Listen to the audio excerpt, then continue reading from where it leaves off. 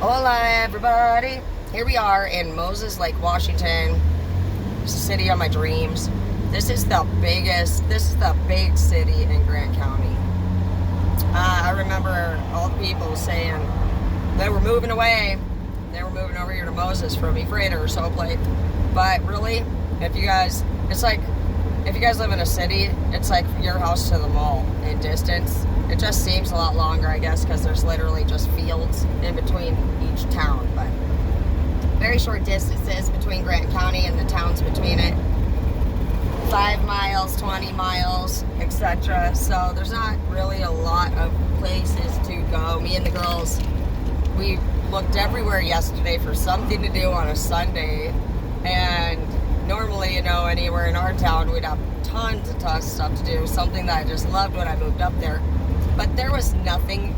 We went, all that was open was Ross and Starbucks and McDonald's, the basic shit, which we made the best out of. I took the girl shopping and they had a blast, and we went swimming and got a room, and it was really honestly such a wonderful day.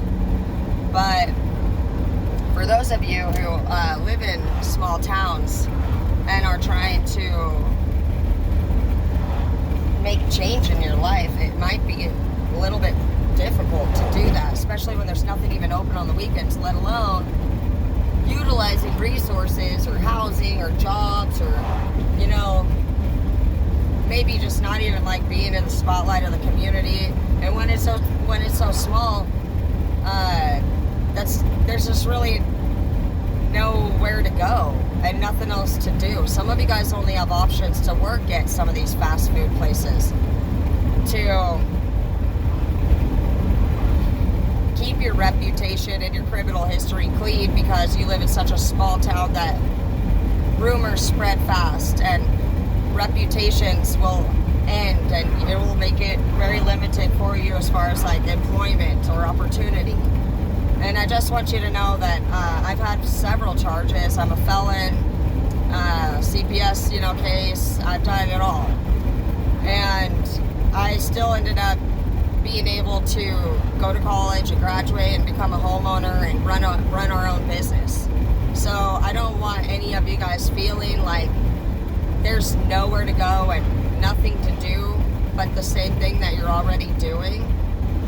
And if you guys needed any help with that, I'd be happy to direct you. You would have to honestly take a leap of faith and get your butt out of town, but in my opinion, it was the best thing I ever did, because I didn't have these things in my face every day reminding me of things that I shouldn't be doing.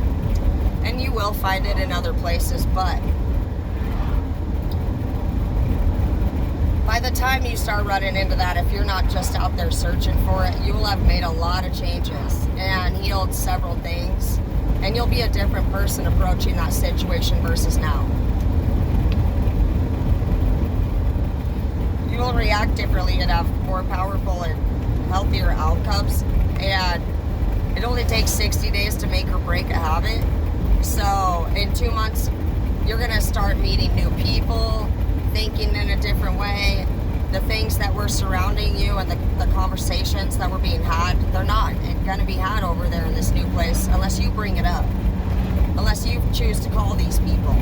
So you do have a choice to honestly separate yourself from these things. I had to do it with Halo's dad, and I was pregnant with her, and I had to come up here and honestly not be with him. It was against our DOC regulations. We both had a probation officer, and they kept us apart because we were not healthy for each other. And some of you guys have a situation like that.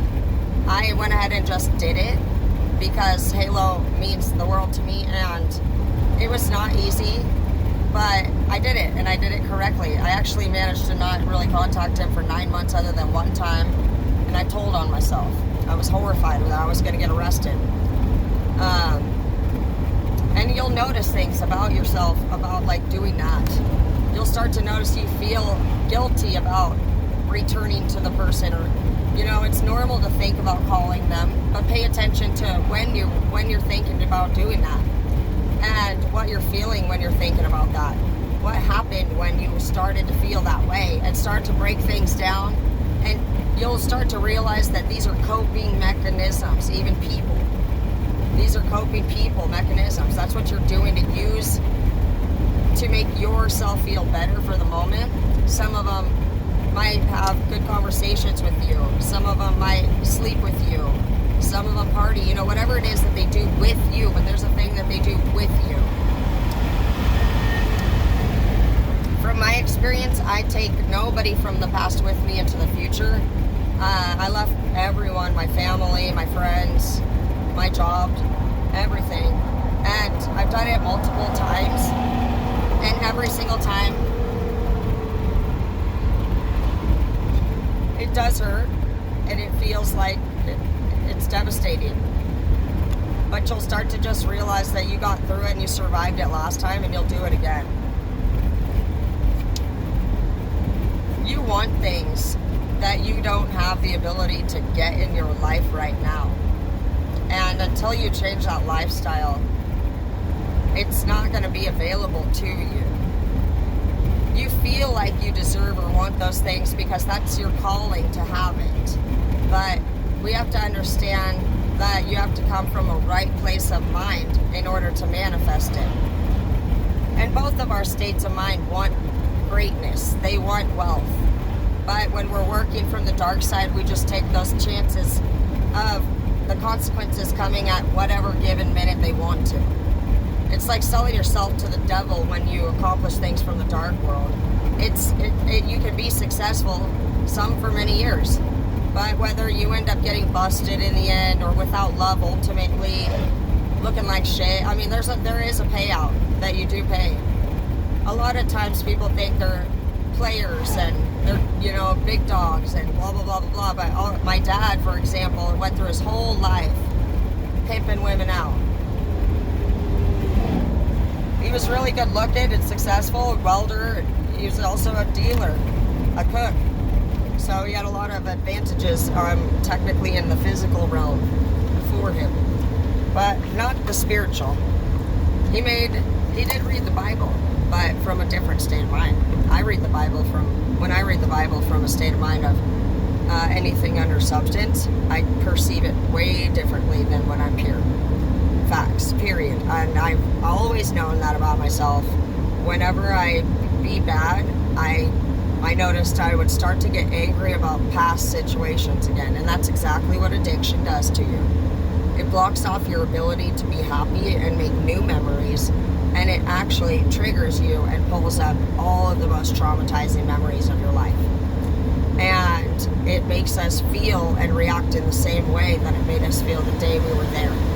So it just becomes alive and fresh and surfaced once again over and over. And then when I sobered up, I was happy. I would call my family. I loved them. I cooked and I did all the right things. And every time I would, and then 2 weeks later, I would relapse. And what do you know? I want to call this random person. I didn't want to call that person at all for the whole 2 weeks. I wasn't partying. So pay attention to those things. And even if you don't say it out loud, because you're still working on even just like, you might, right now is a huge phase for you right now.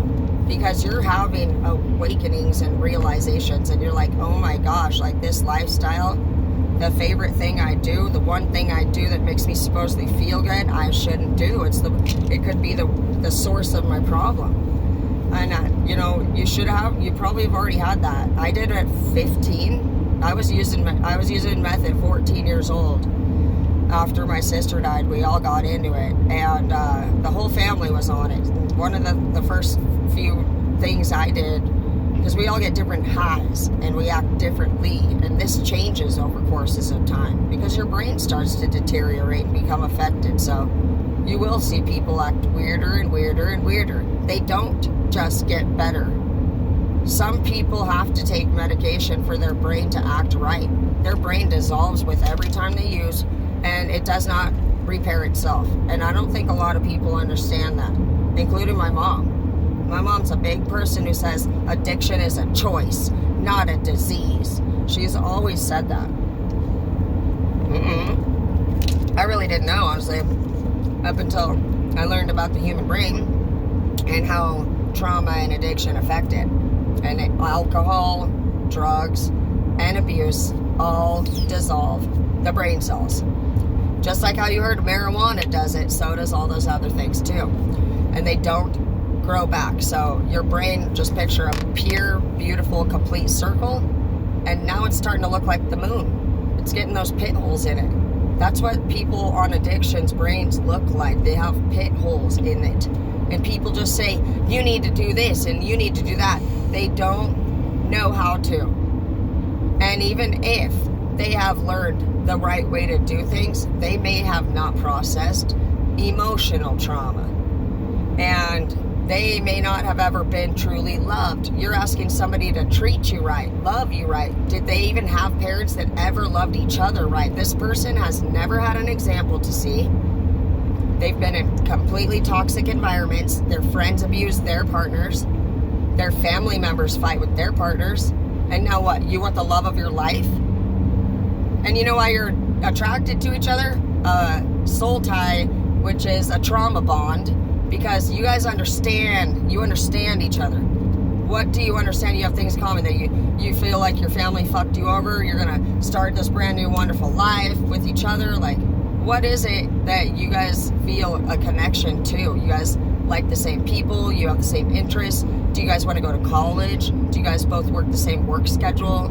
What is it exactly? Because when it's not pretty much positive, and there's only a few positive things. Do you go to church together? And I don't even really go to church anymore. But what I can tell you is that anybody that really does is a beautiful, they just, I don't know, when it gave us structure in our life.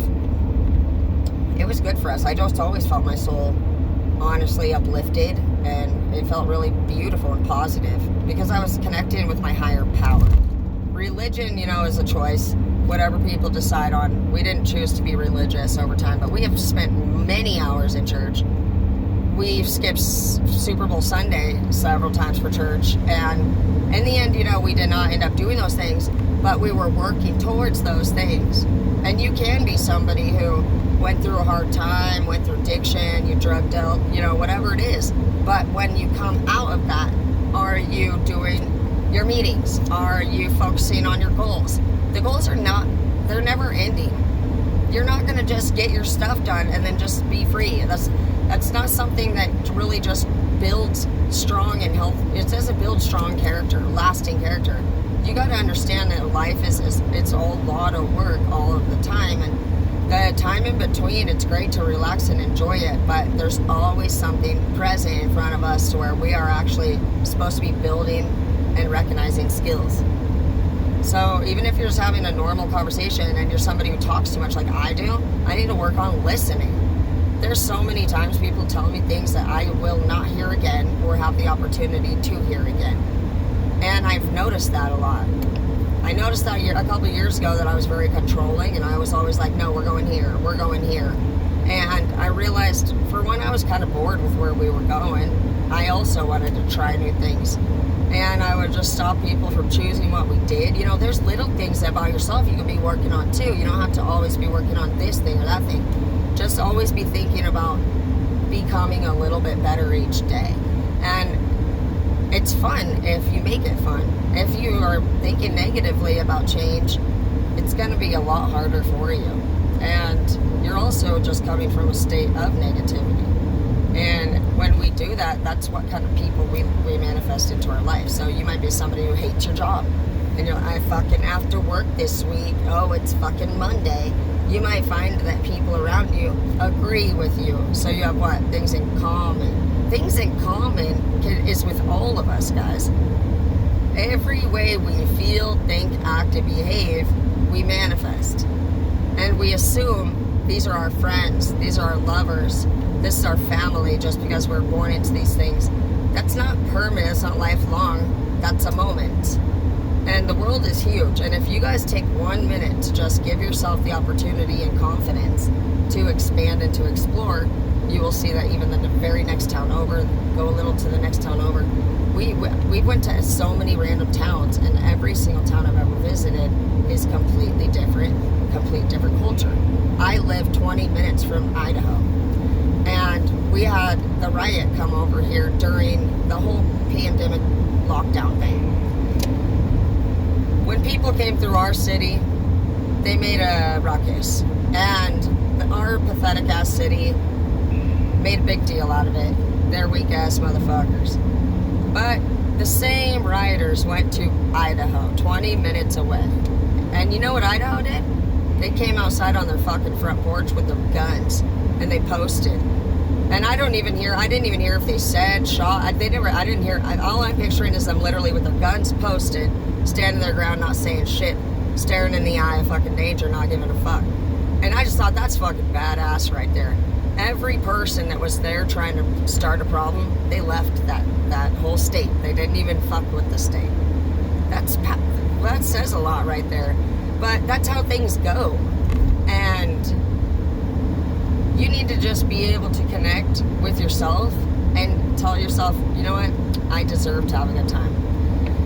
It's not a bad thing that I'm moving to Spokane to a halfway house. That's what I did. I came up in a car, arrested in a cop car. And so, if I looked at it like, Tara, we're going to arrest you 6 months pregnant and bring you up. You're going to stay at this inpatient freaking treatment center for 6 months with all these other moms and kids. Every week or so, we're going to actually surprise you, which I didn't know, and we're going to walk into your room and tell everybody to pack their room up. They did these things. They would walk in to say, everybody pack up all your stuff, you're switching rooms.